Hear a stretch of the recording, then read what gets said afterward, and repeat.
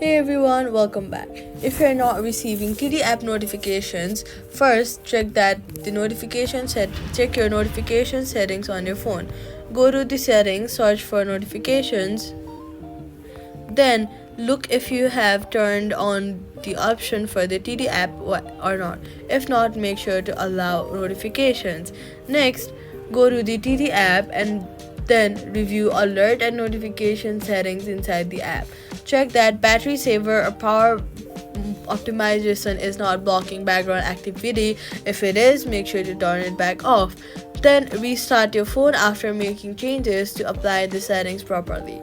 If notifications still do not arrive, go to the App Store, search for the TD app, and then update your app to the latest version. Updating your app ensures you have all the latest files and bug fixes updated.